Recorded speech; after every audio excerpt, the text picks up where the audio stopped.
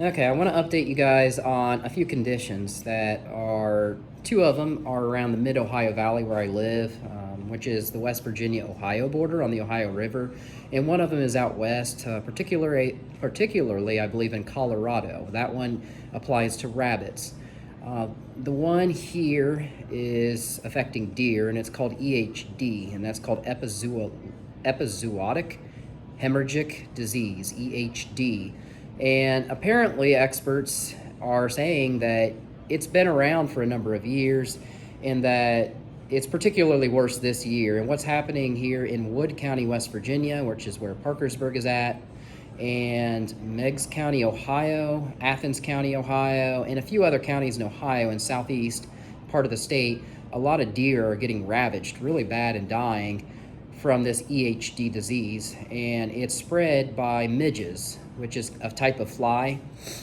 They're called biting midges or no-see-ums, and basically they're just biting deer, and it's making their head swell up. It's causing disorientation, so people are reporting deer walking around in their yards with heads that are way swelled up, and they're so disoriented they can't do anything hardly but walk around and stagger, and they'll die in the peracute form of the EHD disease within 1 to 3 days.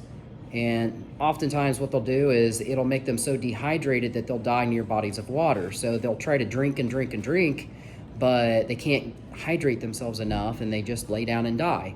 And you'll find all these maggots and flies buzzing around their anal cavities or the rectal cavities. And we came upon such a deer on Labor Day, September 1st, when we were exploring in one of our missing persons cases. Guys, these deer are so prevalent that you'll drive down the road and you'll just smell the carcasses everywhere. And the hunters are really getting worried this season because some of them have been tracking bucks, 3-year-old bucks, with the trophy racks on them.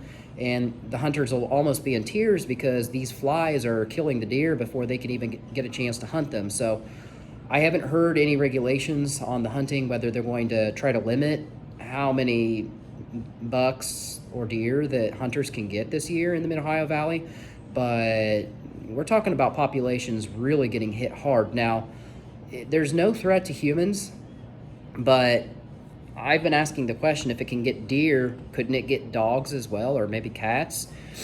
I haven't heard of any dogs contracting this yet, but it's supposed to last until the first hard frost when that kills these flies or these biting midges. So no word on why it's worse this year, particularly worse, but once that first frost comes, we're talking about mid-October.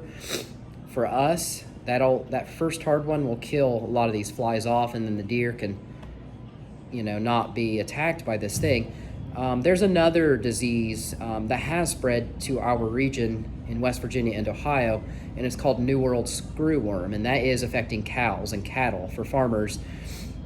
There used to be something called Old World screwworm back in the 60s, and primarily around Texas, Mexico, Central America, and that's another fly that would infect cattle, and like if they had a wound or something, they would like burrow into the cow's skin and they'd be done for. And I know one of my teachers who is a farmer, he actually lost a cow to NWS, and that cost $800 to put that cow down. So it is actually up here. It's nothing like EHD with the deer, but it is on the rise, and farmers need to beware of New World screwworm.